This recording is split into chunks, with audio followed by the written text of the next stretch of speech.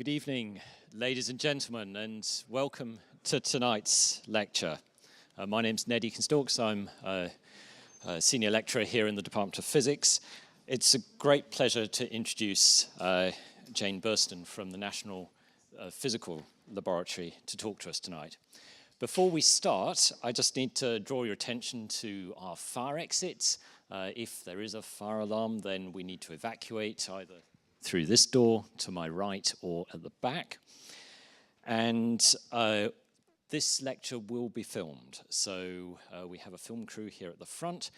So if you do, or when you come to ask a question, please could you wait until we get a microphone to you, and then your question will also be recorded. Also, this is a large lecture theatre, so it's always nice for everyone else to be able to hear your question. So, Jane has been at the National Physical Laboratory for about 3.5 years, and she's head of the Centre for Carbon Measurement, where she's responsible for managing the work of 120 scientists on climate science, emission monitoring, and low-carbon technologies. Jane's a trustee of the campaigning NGO Sandbag, a board member of the Natural Environment Research Council's London Doctoral Training Programme, and a member of the World Economic Forum Council on the Future of Urbanisation.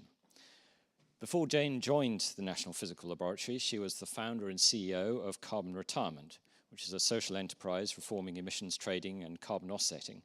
In 2011, she was named Management Today's 35 high flying women under 35 list, and as the Square Miles magazine Social Entrepreneur of the Year. In 2012 as Management Today's top non-profiteer, and more recently as World Economic Forum Young Global Leader. So ladies and gentlemen, we have an absolutely fantastic speaker this evening, Jane Burston from the National Physical Laboratory. Please, I welcome you to Imperial College. Thank you very much. Well, thanks very much, Ned, and thanks for inviting me here to speak. I'm going to talk about commercialising new renewables, and whilst I was going to start with a bit of context, I am assuming that being at Imperial, being in the Energy Futures Lab, I don't need to start back at the beginning with climate change is happening, we need to do something about it. But instead I'm going to start with the kind of grand scale of the challenge that's facing us with renewable energy. We need to reduce our emissions by 80% by 2050 if we're going to avoid dangerous climate change. And the UK is committed to doing this in our legislation. What this means, though, for the energy sector is more than 80% decarbonisation, partly because there's some sectors that find it really hard to reduce. Agriculture is probably one of them. Transportation, so shipping and aviation, will be another. And so other sectors will need to take on more of the burden because those sectors are going to find it really hard for themselves to reduce by 80% or more by 2050. Other sectors will have opportunities to reduce their emissions by electrifying. So global electricity demand is likely to go up, and those sectors are going to be relying on that electricity generation coming from renewable energy in order to reduce their emissions. So the grand challenge is, how do we get to 100% renewable electricity generation by 2050? And I don't think anybody doubts that that's the challenge. So my talk is about how we're going to meet that challenge, what kinds of renewables we're going to be seeing in the future, and specifically which factors will we need to emphasise, and will the UK especially need to do well at, in order to make sure we're commercialising new renewables to reach this target. So a question for you all. Does anybody know where this is?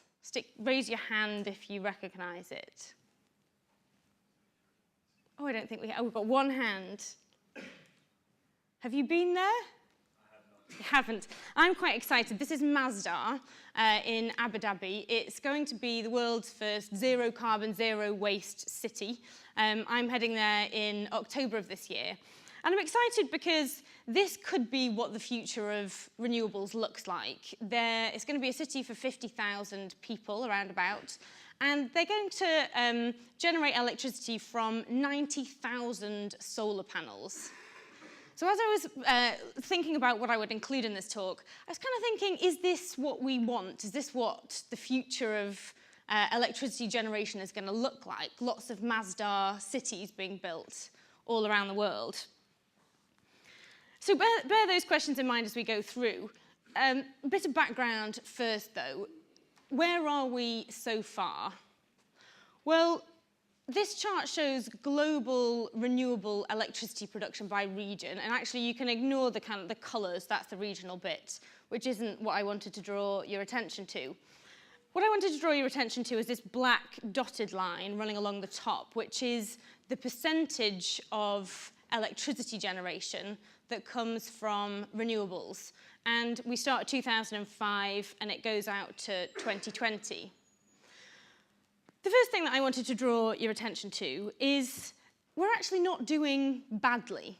So far, about 23% of the world's electricity generation comes from renewable energy. So that's a pretty good start. You know, if we're aiming for 100% by 2050, then we're already almost a quarter of the way there, and we've still got 35 years left to go.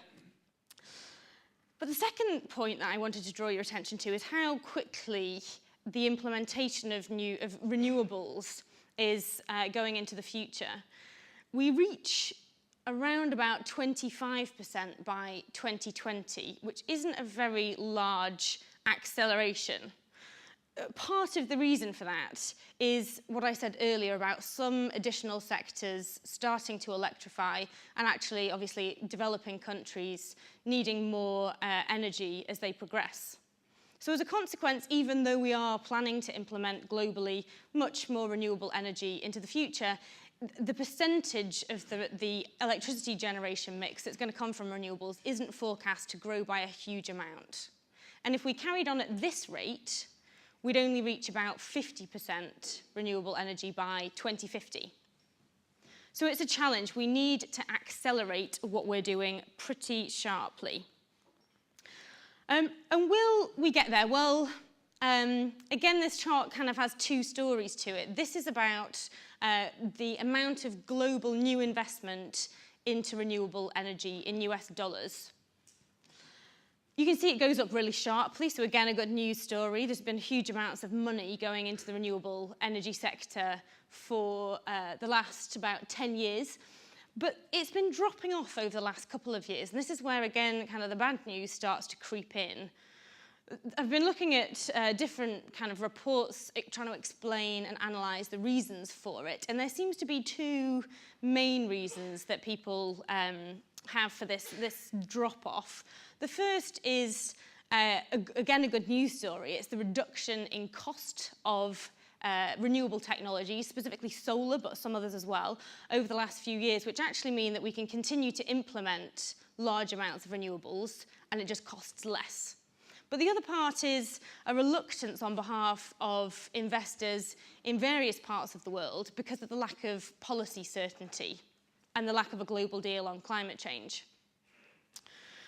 So either way, I'm kind of prone to agreeing with the International Energy Agency chart that I just showed, which is, you know, we're gradually getting there. We can reassure ourselves that work is being done, but it's probably not happening as quickly as we would like. We need to go much faster.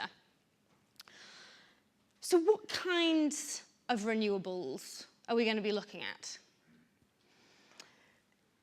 This was an attempt to show the different generations of renewables over the years. You know, at this end, we've got kind of the Industrial Revolution's definition of renewables, biomass, maybe a bit of hydropower. In the middle, what we might currently think of as modern renewables, solar power, onshore wind. And then at the far end, the next generation. There's a lot more opportunity to tap into technologies like marine energy, tidal wave, next generation geothermal, next generation solar. And that's kind of what I think about when I'm talking about new renewables, is this next generation.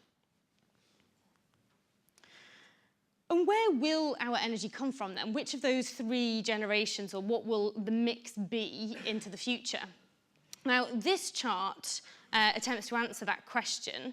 It might be a little bit confusing because for this chart, it's looking at energy supply rather than electricity. Obviously, electricity is a very large chunk of it. And it's saying, obviously, renewables is about 20% right now, fossil fuels, 80%. This chart, bear in mind, includes transportation and energy for heat, for example.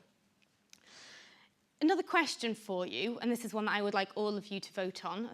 Putting your hand up is not an option and will be counted as a vote towards solar, let's say.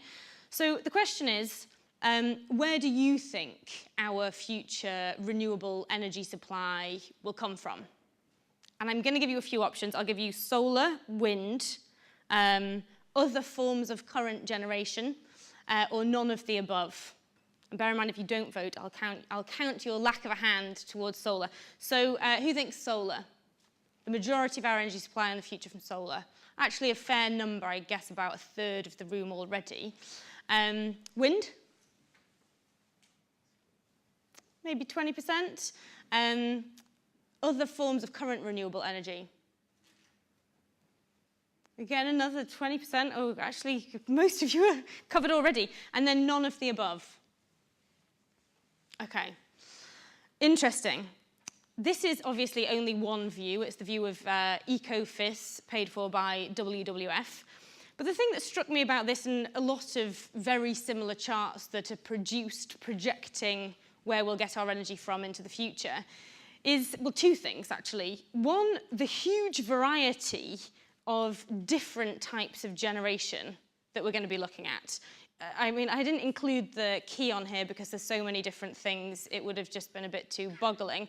But you can see all of the different colours here. There's lots of gradations of green, which is one form of renewables, and then the blue is the kind of marine renewables. Grey is fossil fuels. But the other is that actually very few of the types of technology that we have right now are carried on in large scale into the future. So there's a huge variety of different types of renewable energy that we're going to be looking at, and B, maybe not what we've got and what we're installing right now. And lots of the projections show a kind of similar picture, which I think is pretty interesting. So how do we make this happen? How do we get to these kinds of technologies that maybe we don't even know about yet, and certainly are probably lab-based rather than anything that's close to commercialization? Well, one way of answering that question is to look at which countries are doing well at innovating, and secondly, which countries are doing well at commercializing, scaling up those innovations. So I did just that. On the first question, who is good at innovating? It turns out, according to a clean tech group analysis, that top of the tree is Israel, which, don't know whether that's surprising or not. They have quite a culture of entrepreneurialism, and it's really embedded in their education system. So there's a lot of interesting startups in a number of sectors that you see coming out of Israel. And then Finland and the US. Finland apparently, because they have very limited, close to zero fossil fuel supplies, and I guess because it's not the warmest place on the planet, that they also realise there's a huge need for heating, and that spurs the population on to realising the energy sector is one that maybe is ripe for innovation.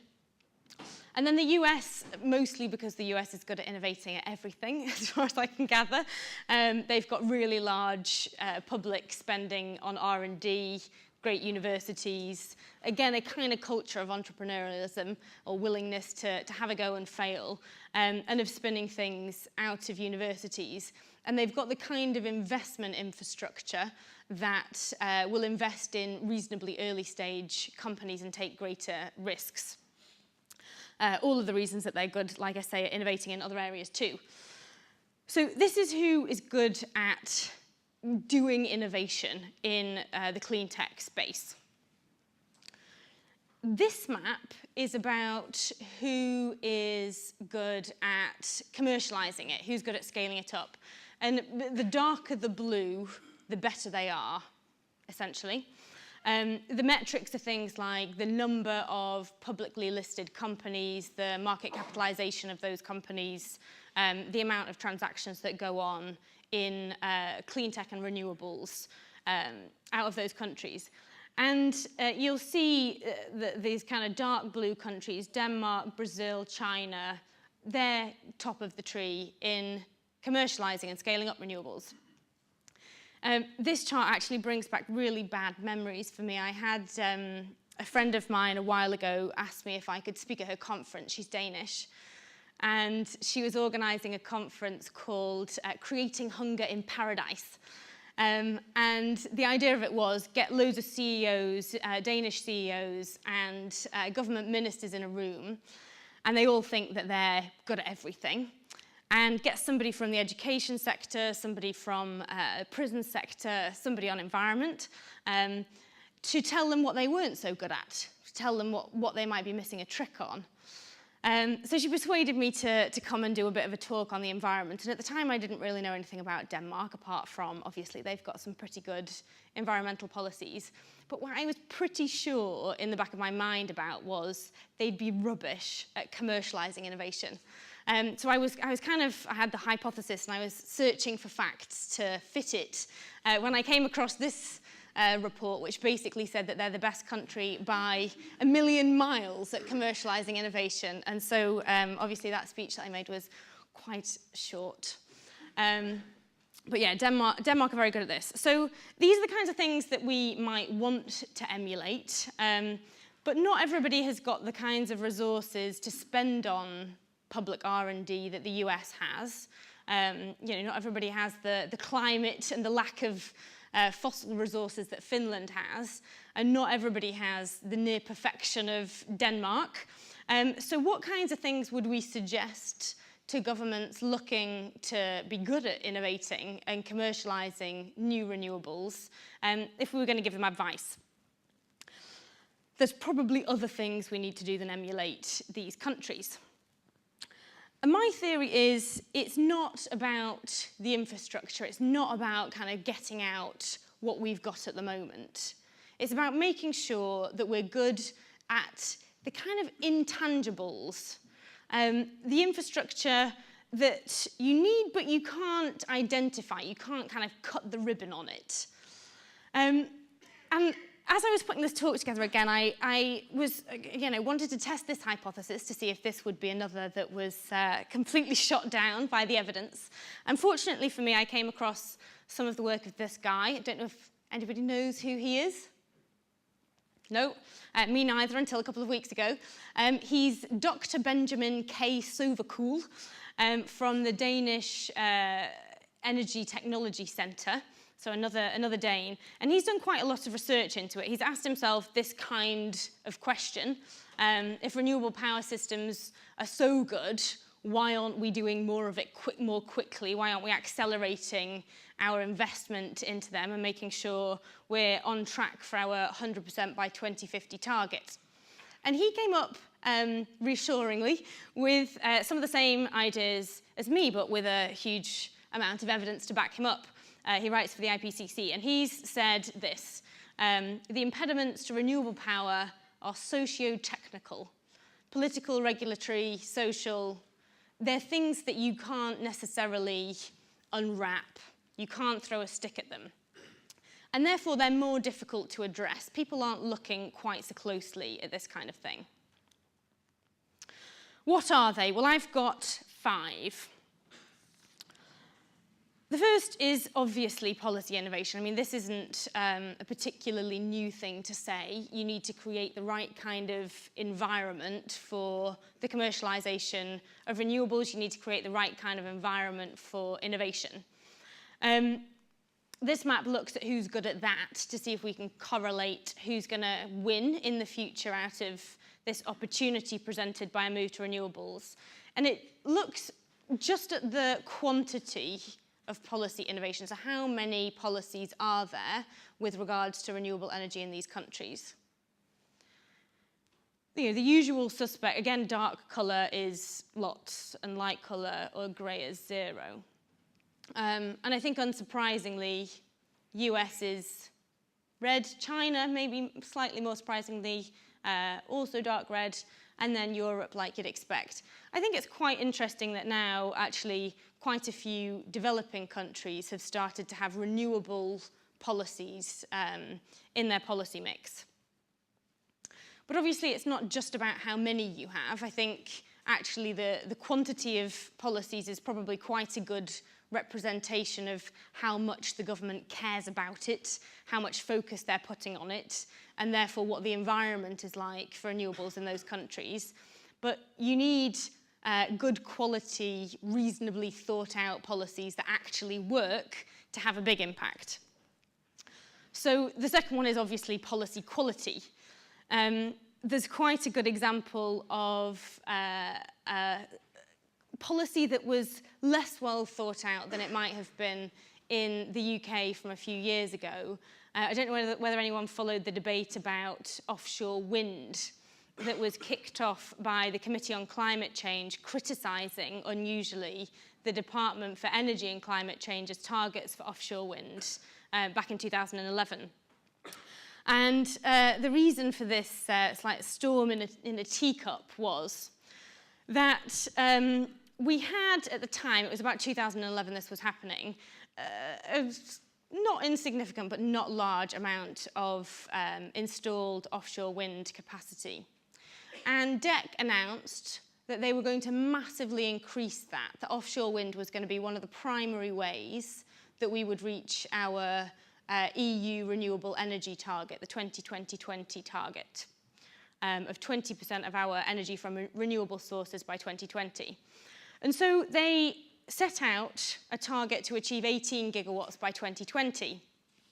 Now, the Committee on Climate Change, who was supposed to be recommending how the government meets its climate targets, usually is advocating more ambition, more innovation and more ambition. And in this case, they came under fire because they said, actually, we're not sure this is the right way to go about things. And in fact, we think that you ought to reduce the 2020 target down to about 13 gigawatts, assuming that you can meet your European target using other kinds of renewables. And the reason that they said that was because we had this target for 2020 for offshore wind, but no certainty after that. And what the Committee on Climate Change were pointing out was a couple of things. One, that we were going to be paying a lot of the costs of innovation, the cost of bringing down the cost of technology by being the pioneers in this sector. So we're going to invest all of our energy into making offshore wind cheaper by doing it quicker than everybody else. But actually, we're not going to get the benefit from that. Because if you were an offshore wind company, would you base yourself in the UK if you knew that all of your business, great was going to be massive until 2020, but then there might not be any after that? No, you'd probably base yourself maybe in Denmark, sell the business, sell all of the generation capacity to the UK, and have a longer-term infrastructure elsewhere, longer-term clients elsewhere. So I thought it was quite sensible advice from the Committee on Climate Change, although it did kick up quite a bit of fuss at the time, that actually instead of having this drop off a cliff of installed capacity, to instead smooth the trajectory, A, so that we wouldn't pay as much quite so soon, including the costs of reducing the cost of technology, and B, so that we would at least have some chance of gaining from the commercialisation of this new source of renewable energy. So policy quality is critical. The next one, number 3, is responsive certification. And this is because it's not just about governments. It actually makes me quite angry when people say, oh, we can't do anything about climate change because the government isn't making us. There's a huge amount that other types of organisation can do. And in this case, it's the certifications organisations, the standards organisations, people like the National Physical Laboratory, where I work, that are part of what's called the innovation infrastructure, but often quite behind the scenes.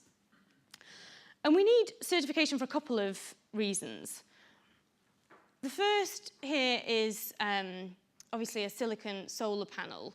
We need certification for things like silicon solar, and it's worked really well in the past, so we can compare one manufacturer's panel to another, and we can decide which one we're going to buy based on how efficient it is. And that's a really good way of ensuring that the standards give investors and customers the confidence that they need to buy the right technology and to install it on their home or commercially. But actually, we've come across at MPL recently a bit of an issue with this standard and what it means for commercialising new renewables. You've probably all seen some of this. It's thin film PV. It's in every calculator you will ever have used. And it has the potential, it's very flexible, it has the potential to be printed just like a newspaper would, using organic dyes or other materials onto a piece of plastic very quickly, very cheaply, could potentially be more than 10 times less of the cost of a silicon solar panel, with more uses if you can wrap buildings in it, cover material in it, roll it out literally very quickly. And I'll hand this round. People like playing with it, but I do need it back at the end so you can have a look. The interesting thing about this before I hand it around actually is it's so flexible that it was posted to us just like this, not in an envelope for us to test. So it's actually just the address on the back and a little stamp, which I quite like. And it doesn't work anymore, so no point sticking it in your bag. So yeah, if we're going to commercialise this kind of renewables, we need standards that can help us tell how well they work. And the challenge that some of the scientists in our lab have come across recently is that actually the existing standards, whilst they've been brilliant for comparing one kind of silicon solar cell to another kind of silicon solar cell, now don't do a very good job at comparing between types of solar generation. These panels work actually a lot better in low light intensity than they do in bright light.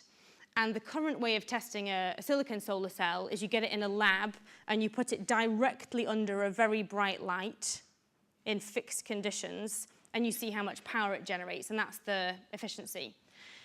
Now, that's great if you live in maybe Masdar, and there is going to be a very bright sun shining directly above your solar panels for a lot of the time.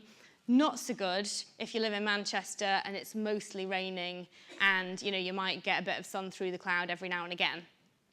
What you actually want to know as a purchaser of solar panels, potentially with the option to buy something like this, is which one will work best for me on a normal day on my house. And because these panels work better in more diffuse light and lower light intensity, they actually have the potential, they haven't been scaled up commercially yet, and there's a number of other issues with them, but they do have the potential to actually work better in when the sun isn't directly shining on them and on a cloudy day. So we need to make sure that the standards are keeping up with the next generation technology and are fit for purpose and not actually providing a barrier to commercialisation, rather than doing what was intended, which is providing the ability to commercialise by giving people the confidence that things do what they say on the tin. Another good example of something that's happening with this in Europe, but again, quite small scale, and we're really going to need to move a lot more quickly than this if we want to get to our 100% target, is a new scheme being run out of the European Commission called the Environmental Technologies Verification Scheme, ETV. And the idea of that is precisely to tackle issues like this, where the existing standards either don't quite meet the needs of the new technology, or they're kind of, in this case, set up against it. And it's a way for new technology developers, SMEs, manufacturers, to have the claims of their technology tested by accredited laboratories, but against a methodology that they come up with, against the kinds of things that they want to prove, not what the current standards infrastructure says they need to prove. That scheme has been running in 5 countries around the world so far, so the Commission is the 6th region to take it up. And like I say, it's a good start, but we need to get there quite a bit faster than we currently are doing. The 4th thing that I wanted to highlight is the culture of entrepreneurship. It's something that I mentioned looking at Israel and a little bit the US, and it's something that I really think the UK in particular needs to work on, and a lot of Western Europe for sure. There's a couple of examples that I've come across of where it's working really quite well, but I think that this is where we're really quite thin on the ground in terms of examples. I'd be interested to see if any of you have any additional ones, but I think that this could be a potential stumbling block for the UK. And actually my 2 examples are very, very close to home. The first is the climate kick. I don't know how many of you have heard of them, but the UK hub of it resides in the Blue Cube, just a few 100 yards away. And the Climate Kick is a European centre of excellence, a combination of lots of universities and companies from all over Europe who have got together to, in the case that I want to talk about, embed entrepreneurialism into education. Maybe some of you are even Climate Kick students. Yes, we have quite a few, good. Again, interested to hear about your experience here. But to me, it seems like a really great way of making sure that our students aren't just specialists in renewable energy or whichever area of climate change mitigation or adaptation they choose to pick up, but they're also entrepreneurs. The KIC runs summer schools about entrepreneurialism and generally instills in people, as far as I can tell, the belief that they can genuinely set up a business and it's a good potential future career route rather than staying in academia or looking for an industrial job. The second, which I don't know whether it's even closer to home, is something that went on in your mechanical engineering laboratory last year. Along with Peter Childs in the engineering department, NPL and Nesta ran an innovation competition called Dynamic Demand, which was a challenge prize competition. It asked the question, how could you reduce peak electricity demand from domestic consumers in the UK market? Come up with innovative business ideas and technologies to do that. And it was interesting because with a challenge prize, you don't award people or reward people for something that they've already done. You ask the question that you think nobody actually has nailed yet, and then you help people along the way to answering it. So we started with that question and about 80 different applications, ranging from students to people on their kitchen tables to, I think we had one from IBM. We filtered them very quickly down into 10 teams who came to a hackathon here in the engineering lab. And the bubble wrap is because Peter had a brainwave, I don't know whether he'd done this before, of providing some material for people to sleep on. They were here for 36 hours, they needed somewhere to sleep, so he piled up bubble wrap in a little corner, which was lovely because, we were in this room for 36 hours, the windows didn't open, we were being fed in the same room, and then people were covering themselves in bubble wrap. So you can imagine the smell when the judges came in at the end of the second day. Yes, not the most pleasant.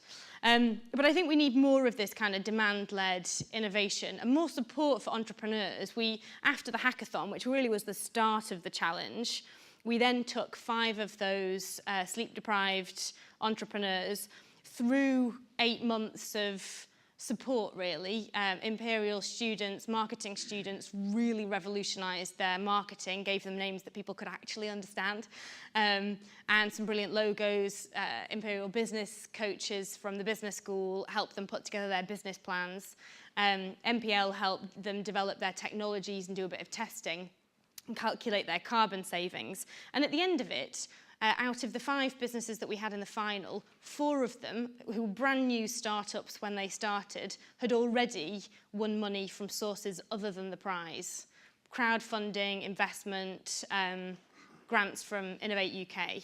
So quite intensive, but not that expensive way of helping entrepreneurs. And then the final one that I have is public engagement. Already chatting to a couple of you before the start, I realise this is a topic close to some people's hearts. And I think that this is another real biggie, one that we're doing pretty badly at, actually, in the UK. If you think about the amount of money that goes into marketing products in general, Coca-Cola Life, but the thing that I keep seeing at the minute is these Heathrow and Gatwick ads. They're everywhere that I look, and they must be spending a huge amount of money just on the advertising space, let alone their slogans and the adverts that they stick in them. I never see this kind of advertising for renewable energy anywhere. We've got these headlines. Some are good, most are negative. And this is really all we seem to hear about renewable energy, moaning about where it goes, what it looks like, how reliable it's going to be, whether it means that Big Brother will look after our freezers. It's all we hear is in the media, and we're not really doing this kind of thing at all, I don't think, not in the kinds of volumes that we're going to need to get people on board with it. I kind of feel like it's not surprising that people aren't bought in to having solar panels and wind turbines at the level that we need them, or next generation renewables, because we're not putting any effort into convincing them why. And actually the kinds of surveys about attitudes to innovation and attitudes to renewable energy that I've seen do suggest that people actually think it's a good idea. People would like us to get off of fossil fuels to have more energy security. They're not against renewables. We're just not pitching it right. So I think we need to think a little bit more like Coca-Cola and just spend a bit more effort and money on promoting them. And creativity, to be perfectly honest. So in conclusion, is the future going to look like this? How do we get to this kind of scale of renewables, 100% electricity generation by renewables? And how do we get there from the current 20-odd% in the 35 years that we've got left? Now, you know my opinion already. I don't think this is the option. I think infrastructure is actually the easy part, and installing it is the easy part. The hard part is creating the innovation culture, the political, the social, the behavioural attitudes that we need to get there. Thank you.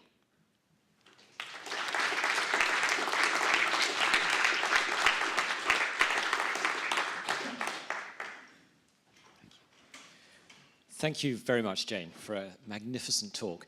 We've got time for questions. There's already a hand in the air, so sir, in the middle. So we'll start in the middle. Yes, good evening. My name's Mike Slavin from RX Power in Rye in East Sussex. We're one of the community energy companies trying to start up all over the country. And I think you have really hit on the problems, the intangibles. And I'd just like to throw out two challenges. One is you didn't speak at all about energy conservation. In Sussex, we have some of the most beautiful scenery and, if you like, housing. We also have some of the leakiest housing stock you could ask for. 80% of the houses were built before 1980, and of those houses, 80% of those, in other words, 64%, will still be there in 2050. And the problem is the incredible amount of energy which is wasted. They're dry, a lot of damp, drafty, badly insulated, and we also have, as it happens in Sussex, extremely good natural resources. which we're not using. But there's no point in putting natural resources, you know, all the solar and the wind, etc., if it's just frittered away. The real thing is a properly integrated solution. And the Department of Energy and Climate Change has come for a little criticism tonight, but has also been innovating stoutly with the big energy saving network, which is where we are going out and trying to help people reduce their energy bills. And you look at some of these houses and you despair. You need it. The Green Deal is a farce because it's so implemented. Sorry, I'm probably going on far too long, but integrated solutions is what we're after, and an entrepreneurial culture to do it. Yeah, I completely agree. Very good points that you make. Whilst I agree with the point about reducing energy use overall, the reason that I didn't include it in this talk was the point that basically we need to the more sectors look at electrification to tackle their own reduction issues, so transportation, for example, and the move to electric vehicles, or the electrification of space heating. Those kinds of things are actually either going to increase electricity demand or at least keep it constant. So I completely get your point, and I also completely agree that we need to do way more in innovation and in commercialising the innovations in that space too. And I think lots of the things that I've said would apply there. And maybe one of the things that we could do is more integration of energy efficiencies and renewables at the same time. But I think the point still stands. We're still going to need electricity from somewhere. And so I was kind of trying to cover that difficult part of the mix. So, yes, at the back. Good evening. Many thanks for your talk, which was extremely interesting. Can you say what role you see carbon capture and storage playing within the overall scenario until 2050? We heard a fabulous talk from the CEO of Saskatchewan Power in this college a few months ago, and he was claiming that he could make money storing carbon, and it shouldn't just be an overhead and a cost to the electricity supply industry. Thank you. Very interesting question. I think so far the volume of money that has been committed to carbon capture and storage has vastly, on paper, has vastly outweighed the amount of action that has happened on it. And I'm not just talking the UK. If you look at the billions that have been committed all over the world and then the billions that have been spent, the latter is a very, very tiny fraction of the former. So it does seem to be something that is pretty difficult to get off the ground. And I think the last time I heard, which was at the climate change negotiations at the end of last year, there were only 6 projects globally doing carbon capture and storage, and I think the biggest of those was no more than 10% capture. So we're just like, it's just not happening right now.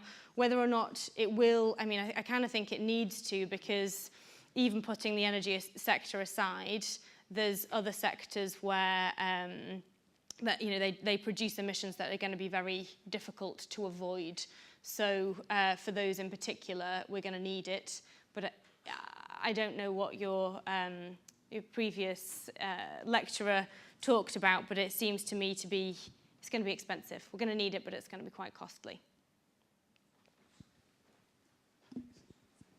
So at the back, the gentleman in green has had his hand up since the beginning.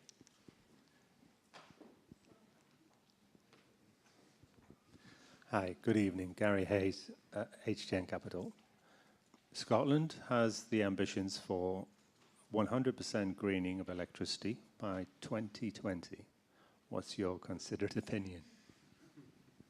So was that Scotland has an ambition for 100% renewables by 2020? Yeah, Electricity. Good on them. I mean, Scotland has the weather for it, doesn't it, really?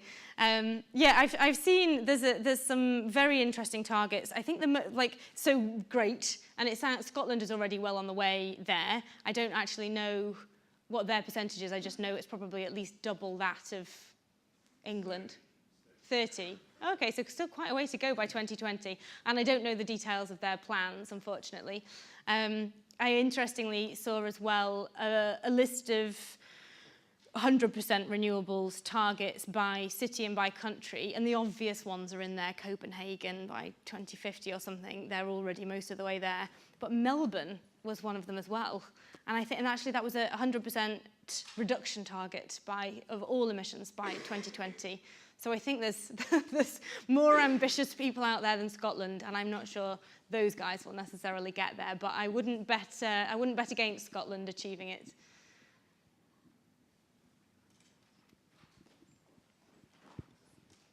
Thank you. You showed examples of the publicity for Heathrow expansion and Gatwick expansion and the money that had been spent, and suggested that we could do a similar thing for renewables. Where might that money come from? It's a good question. It's a very good question, actually. I think that the government doesn't have a good track record of spending advertising money wisely when it comes to climate change. The only ads that I've seen are the drive 5 miles less thing, and then there was the awful television ad about the teddy bear drowning. I don't know if you saw that, but it's worth Google on YouTube if you've not seen that one. I think we need to get the marketing companies and advertising companies involved, and maybe the money should come from green tariffs. So I'm a quite big advocate of earmarking funding that the government gains from things like the European emissions trading scheme, the receipts from that, which are probably a lot lower than they have been in the past right now, and earmarking that for spending on green projects. So possibly, rather than implementation of green projects, you could start to do some advertising with that.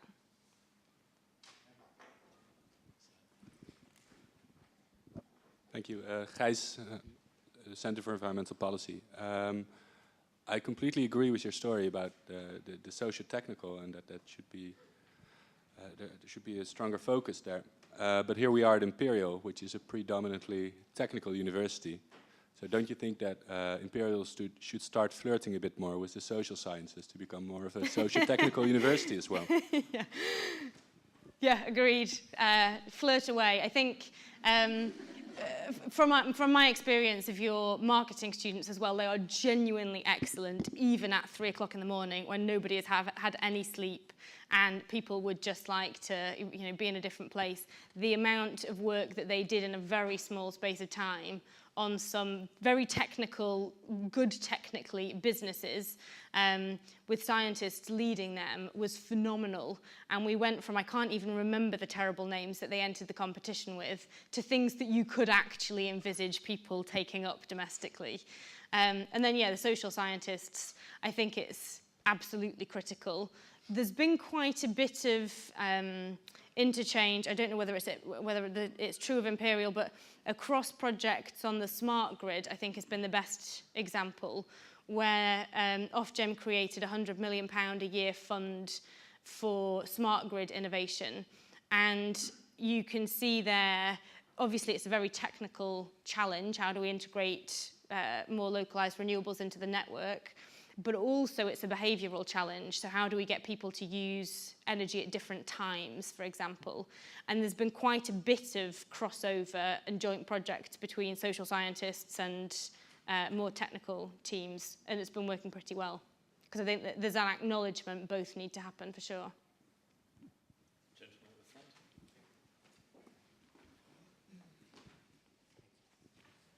Hello, my name is Michael, and I'm Imperial College Business School alumnus and entrepreneur.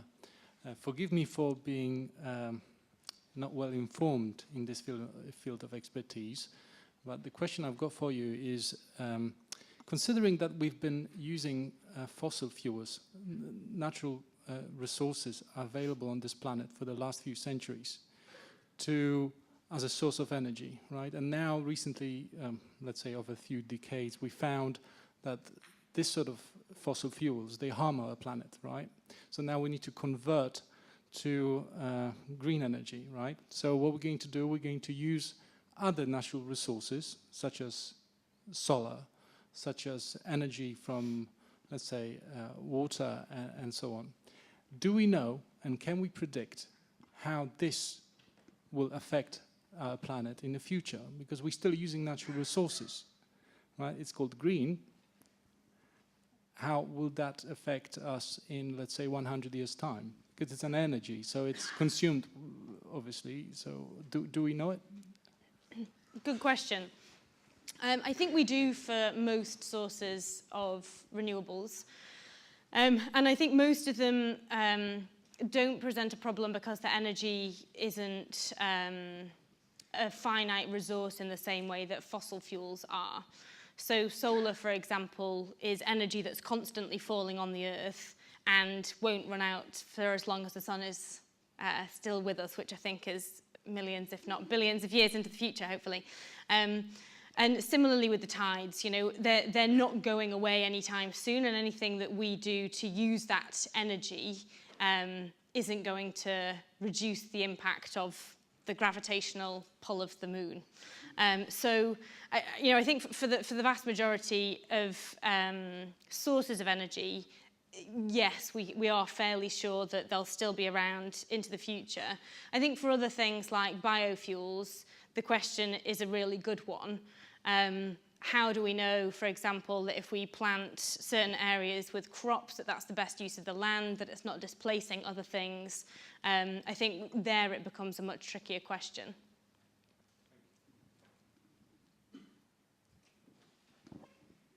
Hi, Michael Parks, Energy Futures Lab. There are some who'd argue that to meet the UK's energy demands with just renewables would be pretty challenging without something like CCS or nuclear, or say large-scale deployment of solar in deserts. I was just wondering if you might be able to comment on where you see the roles of those technologies in the future. Yeah, all really good examples of things that we probably need too. Nuclear was part of the mix that I showed before, and I think, I did say it's the WWF chart. Lots of them look very similar, i.e. large variety, large amounts of new renewables. Others would probably have a larger share of nuclear on there than the one that WWF paid for from Ecofis. And I would agree we need that in the mix. CCS, I think I've already talked about, and I think probably has the biggest role come 2050 in non-energy generation sectors, but probably in energy generation on the way there. And then the other example, large solar in the desert. Yeah, another really good question. I think Ned actually is probably being you work on solar, don't you? Much better place to answer that than me, so maybe I'll bat that one in his direction if he lets me in a minute. But I think the challenges there are less about will it work and generate enough energy, and more about how will we connect that up to the places where the energy is going to be used, and will we lose so much in transmission that it wasn't really worth it in the first place. But Ned might have a more informed answer for you. Sorry, Ned. I've been invited to comment. I think actually it plays rather nicely into your presentation because, let's go back 5 years and the Desert Tech Initiative was quite strong, and I was greatly encouraged, being an advocate for solar energy, to see that one of the things the Sarkozy government was doing, plenty of people said things about the Sarkozy government, but they started an initiative with the Club Med group of nations to build a ring grid around the Mediterranean. This is the first thing you would want to do. There are still investment companies based here in London who are actually building and concentrating solar power plants in Tunisia. They've built the interconnector. It can be done. I think it's very much the sort of thing Jane's been talking about in terms of making sure the investors feel that there is a return, that it is going to lead to profit in the long term, and that right now in the Mediterranean region is a difficulty. But in principle, technologically, it can all be done.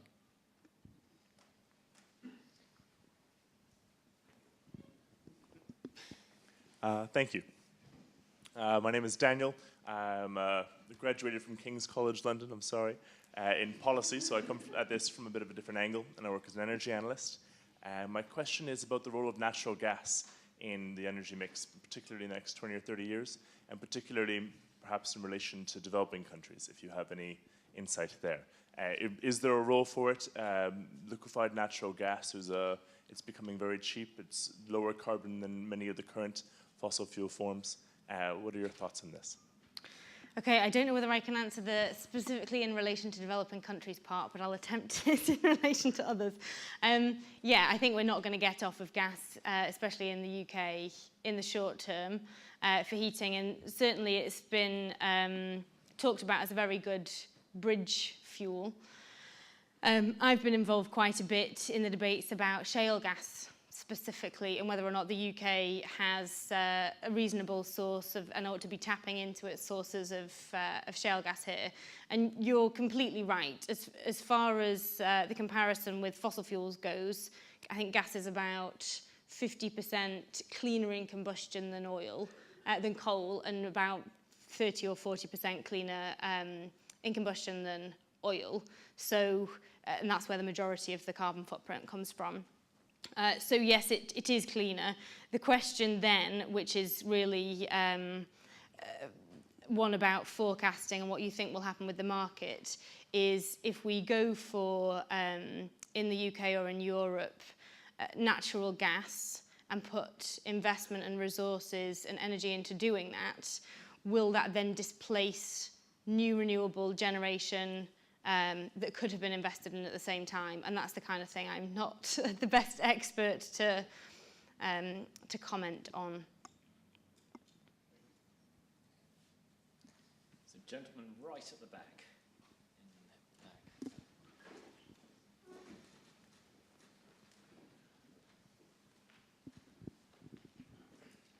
Hello, my name is Suli. I'm working for DC Advisory. I have a question with two parts. And early on in this lecture, you asked us to vote. So what's most likely to be the 2050 composition of renewable energy? I want to understand what's in your mind what's likely to be the future. And the second part is, given all this technology on solar, certain people voting for solar, some people voting for wind, I can't help to make a comparison between renewable energy and the way we store music. Long time ago, when there was vinyl, and then tape happened. In the 80s, CD player come along, people thinking this is the best thing ever. And for a brief period, from 90s, there's mini disc, and thinking this is smaller than CD, and they have very short life. Then happened to MP3. Initially, iPod, that doesn't have the biggest storage, but now you don't actually need. I'm not going to go in and buy a CD player. I could just go to iTunes and downloading them. So, are we channeling our energy and a lot of money into technology, and certainly won't be the future? Because I don't know. You could correct me if I'm wrong. That either solar, wind, any of them themselves will become available, not enough to support the global energy needs. Thank you. I think there's a lot of interesting questions in there, and you just showed me that you shouldn't ask the audience a question if you're not prepared to answer it yourself. So thank you. And I think I dodge it actually by using your example that you just gave after, and because that's very close to the answer that I would have given, which is probably none of the things that we know about right now, and probably a lot of different things. So. I don't have a particular technology in mind that I know of now that I think this is going to be the big thing, because I don't think one thing is going to be the big thing. And for precisely the reasons you described with music, I think we're going to go through a few different iterations of the big thing before we get to whatever mix we have in 2050.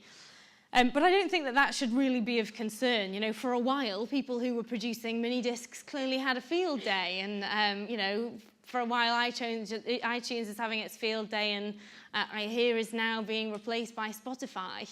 So it's the natural progression of technology and innovation that you need, and you need those technologies that then become redundant to get to the next best thing. Okay, so we'll take two more questions. Gentleman at the front and at the back, yes. Hello there. My name is Roger Holly's working in a startup on energy storage grid level. Firstly, I love my mini discs. I'll just make a comment on that. I think the talk about a silver bullet is quite dangerous because I don't think there is one. I think what we're looking at is a combination of what we have now, but there's not going to be one clear winner. It's going to be a mix of that put together. My questions would be, how do you see batteries, storage fitting into the mix? And two, I am fascinated by the sexying up of renewables, storage and energy efficiency, as was mentioned. And my question is, how do we counter the kind of fanaticism against these technologies in a positive way? Because I think that's one of the major problems with the social side of it that you so rightly pointed out. Okay, so first question, remind me, was? Storage, yes, very good question. I think it is going to be absolutely critical. It was one of the reasons why with Nesta we focused on demand management, one option of which is storage, as a challenge prize, because if you look at the amount of renewable generation that's going into the grid mix already and the intermittency of the types of renewables that the UK itself is investing in, we're going to need storage. If we get to 100%, we're really going to need storage. And then it brings in our friend's point up there about gas. Could you use gas as a source of energy for when you don't have the renewable generation, and how much can you rely on that versus the storage? Batteries, I'm not sure. I don't have an opinion about what kind of energy storage technologies we'll need in the future. What I do know is that when the IEA produces their kind of map of what the most critical issues are on one side of a matrix and the amount of money that's going into R&D to tackle that issue on the other side of the matrix, energy storage comes out in the corner, which is a really big deal that nobody is spending very much money on. So a good area maybe to have a starter pin at this point. And then your second question, how do we counter the people who are anti? I'm not sure. My personality means that whenever somebody disagrees with me, I tend to kind of go for them. But actually, I've learned over time that it's maybe just best to ignore the people who aren't, who are shouting the loudest, but in a very small minority, and crack on with persuading the other people who are out there and willing to be persuaded and maybe just don't have the information that they need. Okay, I guess the last question. Hi, Jane. I'm Simi. I work for the probably the evil utility company, RWE. My question, I would like to go back to your presentation. You mentioned 5 impediments to renewable commercialization. If we were to accelerate the commercialization of renewables or new renewables, out of the 5, where would we start? We have to start somewhere. Mm-hmm. Or which one of them, or outside the 5 factors, which we cannot live without?